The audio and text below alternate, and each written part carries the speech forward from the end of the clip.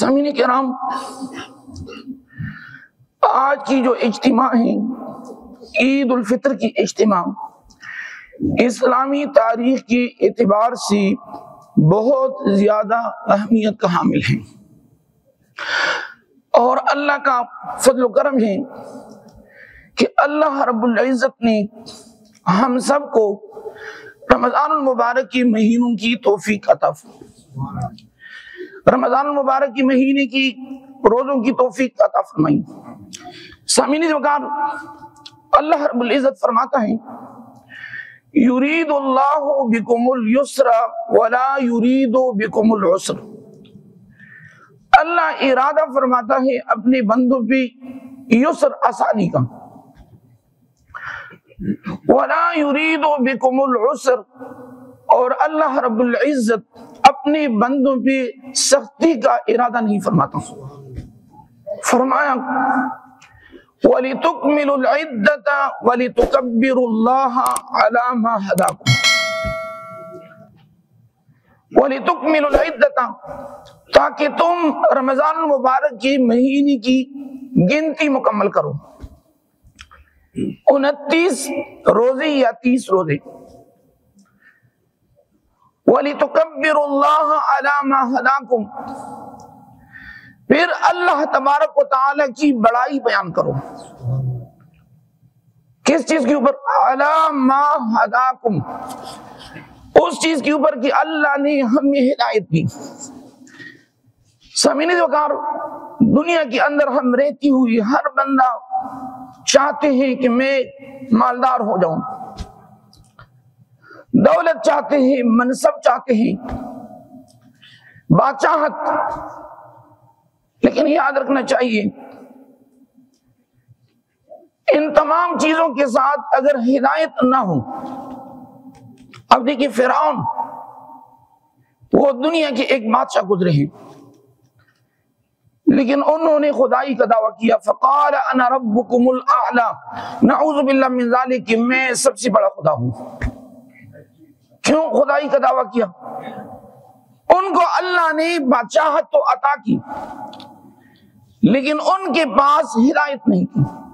قارون جو ہے یہ دنیا کے سب سے امیر ترین شخص گزرے ہیں موسیٰ علیہ السلام کی امت میں، لیکن ان کے پاس ہدایت نہیں تھی۔ دوسری طرف آئے اسلام، سیدنا ابوبکر صدیق رضی اللہ تعالی عنہ، یہ خلفائے راشدین میں سے ہیں، ان خلفاء میں سے ہیں کہ ہدایت یافتہ ہیں۔ عمر فاروق رضی اللہ تعالی عنہ یہ خلیفہ بھی ہیں لیکن ہدایت یافتہ ہیں۔ عثمان ابن عفان رضی اللہ تعالی عنہ، سیدنا علی المرتضی رضی اللہ تعالی عنہ۔ تو لہذا اللہ رب العزت فرماتا ہے وَلِتُكَبِّرُوا اللَّهَ، رمضان المبارک کی مہینے کی گنتی مکمل کرنے کے بعد چاہیے کہ اللہ کی بڑائی بیان کی جائے، عَلَى مَا هَدَاكُمْ، اس چیز کے اوپر کہ اللہ نے ہمیں ہدایت دی، اللہ نے ہمیں دولت بھی دی، ایمان بھی، اور اللہ رب العزت نے ہمیں رمضان کی روزوں کی توفیق بھی عطا کی۔ آج عید ہے، لیکن کس کی عید ہے؟ عربی شاعر ہیں ابن رجب الحنبلی، وہ عربی میں کہتے ہیں لیس العید لمن لبس الجدید، عید اس کی نہیں ہے کہ نئے کپڑے زیب تن کریں، عید نئے کپڑوں کا معنی نہیں ہے، بناوٹ سنگار کا معنی نہیں ہے۔ فرمایا انما العید لمن خاف بالوعید، عید کس کی ہے؟ فرمایا کہ وہ اللہ تبارک و تعالی سے ڈریں، انہوں نے خوف کا لباس پہن لیا، اور وعید، کیونکہ رمضان کا مقصد کیا ہے؟ اللہ تبارک و تعالی فرماتا ہے یا ایھا الذین آمنوا کتب علیکم الصیام کما کتب علی الذین من قبلکم لعلکم تتقون۔ تو ابن رجب حنبلی کہتے ہیں کہ عید لیس العید لمن لبس الجدید انما العید لمن خاف بالوعید، کہ جہاں جہاں پہ وعید آیا ہے کلامی مجید فرقان حمید میں، والدین کی نافرمانی، بدکاری، سود ہیں، شراب ہیں، غیبت ہیں، بہتان ہیں، چغلی ہیں، یعنی رمضان المبارک کے مہینے میں ایک بندہ اللہ تبارک و تعالی کی دربار میں توبہ طائف ہو گئی ان گناہوں سے، اور فرمایا لیس العید لمن تبخر بالعود، فرمایا کہ عید اس کی نہیں ہے کہ وہ اپنے آپ کو معطر کریں، خوشبو لگائیں۔ فرمایا انما العید لمن تاب ولا يعود، عید اس کی ہے کہ رمضان المبارک کے مہینے میں اللہ تبارک و تعالی کی دربار میں توبہ طائف ہو گئی، انہوں نے اللہ رب العزت کے ساتھ وعدہ کیا کہ الہی میری گناہ صغیرہ کبیرہ معاف فرما، میں وعدہ کرتا ہوں الہی کہ میں آئندہ کے لیے گناہ نہیں کروں گا، میں پنجگانہ نماز کی پابندی کروں گا، قرآن عظیم الشان کی تلاوت جس طرح میں رمضان میں کرتا، الہی میں رمضان کے بعد بھی پنجگانہ نماز کی پابندی کروں گا، قرآن عظیم الشان کی تلاوت کروں گا، اور جس طرح میں رمضان مبارک کی مہینے میں والدین کا تابعدار فرمان بردار ہوں، الہی رمضان کے بعد بھی میں اپنے پیارے حبیب سیدنا محمد مصطفیٰ صلی اللہ علیہ وآلہ وسلم کی اتباع میں نماز پنجگانہ کی پابندی کروں گا، والدین کی اطاعت کروں گا، حرام اور جہاں پہ شبہات ہیں ان سے میں اجتناب کروں گا۔ تو اس لیے فرمایا کہ عید ان کا ہے جو رمضان المبارک کے مہینے میں توبہ طائف ہو گئی، ولا یعود، اور انہوں نے وعدہ کر لیا کہ الہی آئندہ کے لیے میں گناہ کی طرف نہیں جاؤں گا، میں حتی الامکان کوشش کروں گا۔ اور فرمایا لیس العید لمن نصب القدور، عید کا معنی یہ نہیں ہے کہ ہم اچھے اچھے کھانے پکائیں اور کھائیں، فرمایا انما العید لمن سعد بالمقدور، عید ان کی ہے کہ وہ سعادت مند ہو گیا۔ سعادت مند کا مطلب کیا ہے کہ رمضان المبارک کے مہینے میں ان کا دل مسجد، قرآن عظیم الشان اور اللہ رب العزت کے ساتھ جڑ گئے۔ یعنی رمضان المبارک کے مہینے میں جو خاص چیز ہے وہ یہ ہے کہ شیطان کو اللہ نے قید کیا ہوتا ہے اور بندے کے پاس ایک فری چانس ہوتا ہے، ایک موقع ہوتا ہے کہ وہ گناہوں سے توبہ طائف ہو کر اپنے رب کے ساتھ جو قطع ہوا تعلق ہے اس تعلق کو دوبارہ استوار کریں، اس تعلق کو دوبارہ جوڑ دیں۔ تو اس لیے فرمایا لیس العید لمن تزین بزینت الدنیا، عید اس کے نہیں ہے کہ وہ دنیا کی زینت میں مزین ہو جائیں، دنیا کی جو زیب و زینت ہیں، جو لوح و لعب ہیں، فرمایا انما العید لمن تزود بذات التقوی، اور اللہ قرآن میں فرماتے ہیں وَلِبَاسُ التَّقْوَى خَيْرٌ، سب سے بہترین لباس یہ تقوی کی لباس ہیں، یہ پرہیزگاری کے لباس ہیں۔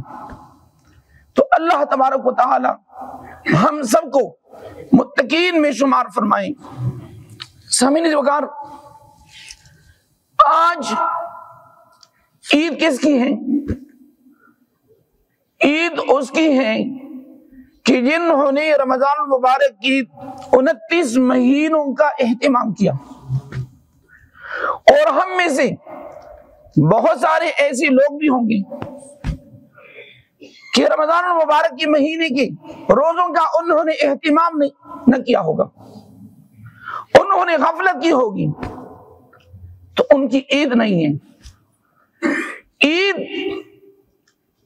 عید کا معنی ہے لوٹنا، بار بار لوٹنا، چونکہ عید الفطر ہر سال بار بار یہ لوٹتا ہے، واپس آتا ہے، تو اس حوالے سے اس کا نام عید رکھا گیا۔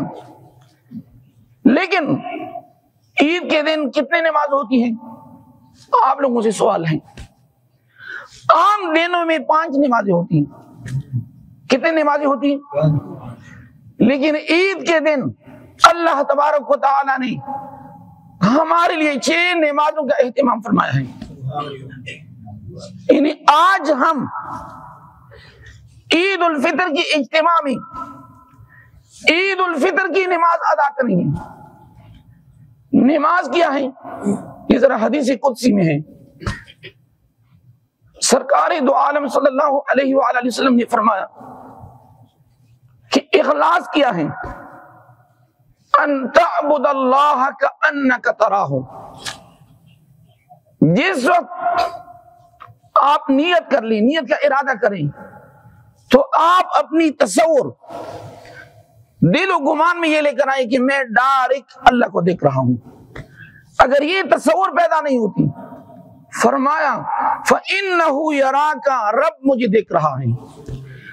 اور رب کا احسان ہے کہ رب نے عید الفطر کے دن ہمارے اوپر 6 نمازیں فرض اور واجب کی ہیں، یعنی 5 نمازیں تو پنجگانہ ہیں، لیکن اس کے ساتھ ایک نماز کا اضافہ ہے، وہ عید الفطر کی نماز ہے، یہ شکرانے کی نماز ہے۔ اس کا مطلب کیا ہے؟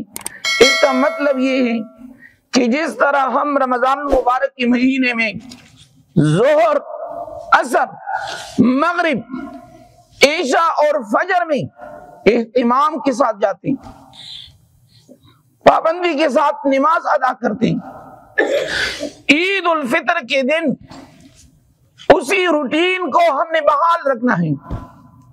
جس طرح ہم عید الفطر سے پہلے رمضان المبارک کے مہینے میں قرآن عظیم الشان کی تلاوت کرتے ہیں، استغفار کرتے ہیں، درود شریف کا اہتمام کرتے ہیں، نوافل پڑھتے ہیں، رمضان المبارک کے بعد وہی جو گھڑیاں ہیں، وہی ساعتیں ہیں، اور رمضان کا تو فلسفہ اور مقصد یہ ہے، اور یہ اللہ کا خاص فضل و کرم ہے ہمارے اوپر۔ اس لیے حضرت علی رضی اللہ تعالی عنہ نے فرمایا کہ جس وقت اللہ رب العزت نے رمضان کو مقرر کیا، رمضان المبارک کے مہینے کو، انہوں نے فرمایا کہ گویا اللہ رب العزت نے اپنے بندوں کو سزا نہیں دلانی، اللہ رب العزت نے اپنے بندوں کو معاف کروانا ہے۔ نبی علیہ الصلوۃ والسلام نے فرمایا من صام رمضان ایمانا واحتسابا غفر له ما تقدم من ذنبه۔ فرمایا کہ جس وقت بندے مومن پہلی رمضان کے لیے سحری کے لیے جاگتے ہیں اور روزے کی نیت کرتے ہیں،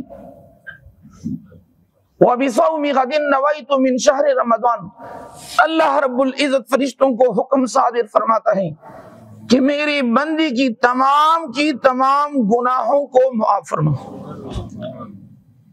یعنی ان کی تمام گناہ، اور ان کی جو صفحے ہیں، جو دفتر ہیں، رجسٹر ہیں، وہ 0 سے شروع ہوتا ہے۔ پھر رمضان المبارک کے مہینے میں نماز من قام رمضان ایمانا واحتسابا غفر له ما تقدم من ذنبه۔ رمضان المبارک کے مہینے میں بندہ جب تراویح کے لیے کھڑا ہوتا ہے، قرآن عظیم الشان کی سماعت کے لیے، غفر له ما تقدم من ذنبه، اللہ تبارک و تعالی ان کی تمام گناہ معاف فرماتا ہے۔ پھر رمضان المبارک کے مہینے کے آخری 10 دنوں میں، لیلۃ القدر کی عشر میں، فرمایا من قام لیلۃ القدر ایمانا واحتسابا غفر له ما تقدم من ذنبه، فرمایا کہ جو بندہ رمضان المبارک کے مہینے کی آخری عشری تاک راتوں میں قیام فرماتا ہے، اللہ رب العزت ان کی تمام گناہ معاف فرما دیتا ہے۔ تو اس لیے فرمایا کہ رمضان المبارک کے مہینے کے بعد شیطان کا حملہ، اور شیطان نے قسم اٹھائی ہے، ثم لآتینہم من بین ایدیہم ومن خلفہم وعن ایمانہم وعن شمائلہم ولا تجد اکثرہم شاکرین۔ شیطان نے قسم اٹھائی کہ میں تیرے بندے کے پاس آؤں گا، ان کو گمراہ کرنے کی کوشش کروں گا، دائیں طرف سے حملہ کروں گا، بائیں طرف سے، آگے سے، پیچھے سے، اوپر سے، نیچے سے، یعنی ہر طرف میں کوشش کروں گا کہ تیرے بندے کو میں گمراہ کروں گا۔ تو اب رمضان المبارک کے مہینے کے بعد شیطان دوبارہ آزاد ہو چکا ہے۔ اب دیکھیے چاہیے تو یہ ہے کہ رمضان کے مہینے میں ہم نے موسیقی سے توبہ کر لیا، گانے بجانے سے، جو بری محافل ہیں، شراب ہیں، جوا ہیں، سود ہیں، چغل خوری ہیں، رمضان المبارک کے بعد بھی ہم اپنے رب کے ساتھ عہد کر لیں، وعدہ کر لیں کہ الہی جن گناہوں سے ہم نے رمضان میں توبہ کر لیا، الہی رمضان کے بعد بھی ان گناہوں سے ہم توبہ کرتے ہیں، ہم توبہ طائف ہو جاتے ہیں، اور اس کو کہتے ہیں استقامت فی الدین۔ ابو داؤد شریف کی حدیث ہے، سرکار دو عالم صلی اللہ علیہ وآلہ وسلم کی داڑھی مبارک میں سفید بال نکلنا شروع ہو گئے۔ ایک صحابی نے عرض کی کہ یا رسول اللہ صلی اللہ علیہ وسلم آپ کی اوپر بڑھاپا آ گیا۔ فرمایا شیبتنی سورۃ ہود، قرآن عظیم شان کی سورت ہے سورۃ ہود، فرمایا کہ سورۃ ہود نے مجھے بوڑھا کر دیا۔ وہ کس طرح؟ وہاں پہ ایک آیت ہے فاستقم کما امرت، اے میرے نبی سیدنا محمد مصطفیٰ صلی اللہ علیہ وسلم، فاستقم، دین کی اوپر استقامت اختیار فرما، کما امرت، جس طرح آپ کو حکم دیا گیا ہے۔ اب دیکھیے ہمیں پنجگانہ نماز کا حکم ہے، رمضان میں تو ہم اس کی پابندی کرتے ہیں، لیکن رمضان کے بعد ہماری مساجد خالی ہوتی ہیں، ظہر، عصر، مغرب، عشاء اور فجر۔ تو اس لیے نبی علیہ الصلوۃ والسلام نے فرمایا شیبتنی سورۃ ہود، کہ سورۃ ہود نے مجھے بوڑھا کر دیا، میرے اوپر بڑھاپا لے کر آئی، چونکہ وہ چیز ہے استقامت، یعنی جو اعمال آپ نے رمضان میں شروع کیے ہیں اس کی کوشش، ان کی ہم پریکٹس کریں کہ رمضان کے بعد بھی ہم ان اعمال کی مشق کریں، کوشش کریں، اور خصوصی طور پر نوجوان نسل۔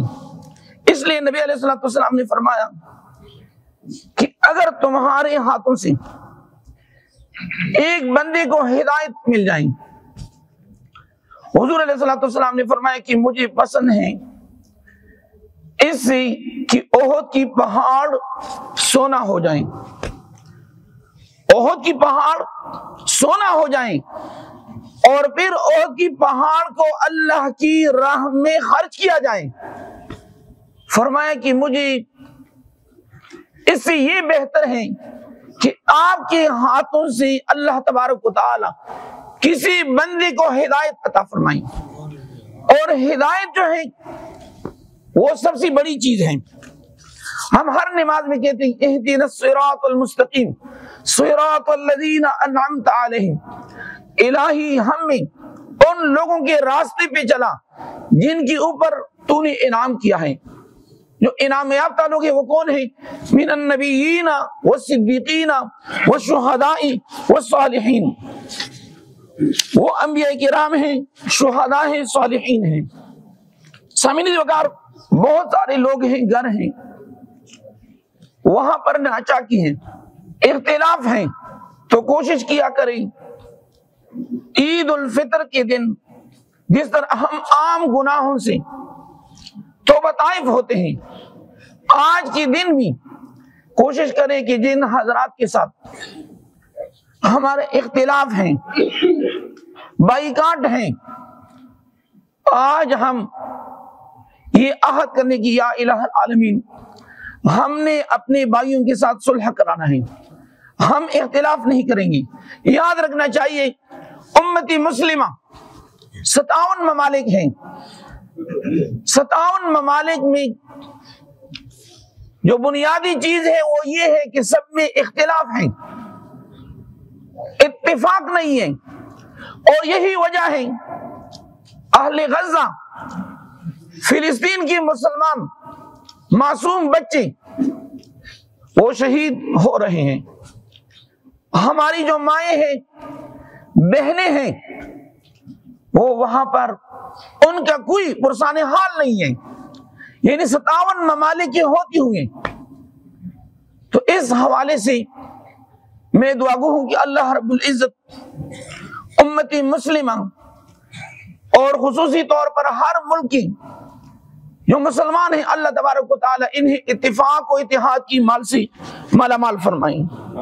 اور یہی وجہ ہے اللہ تبارک و تعالی فرماتا ہے انما المؤمنون اخوۃ فاصلحوا بین اخویکم واتقوا اللہ لعلکم ترحمون۔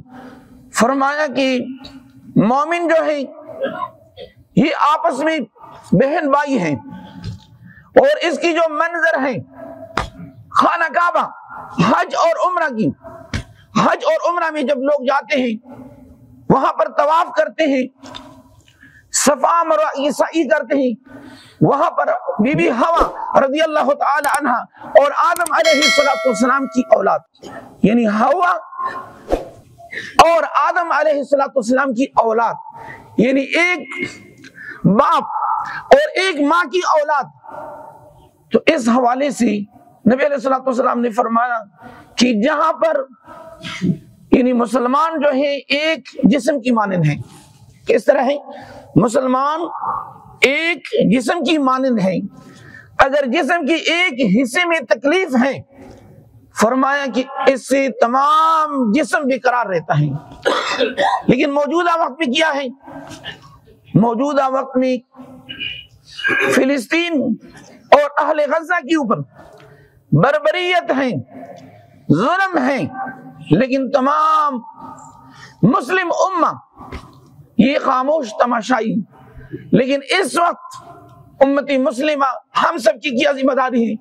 وہ یہ ہے جہاں پہ ہم سے ہو سکی ان کے ساتھ مالی تعاون کریں، جہاں تک ہو سکے ہم اپنی دعاؤں میں، جس طرح نبی علیہ السلام نے فرمایا کہ کچھ نہیں کر سکتے آپ دور ہیں، فرمایا کہ مجاہدین اسلام کے لیے آپ دعا دے سکتے ہیں۔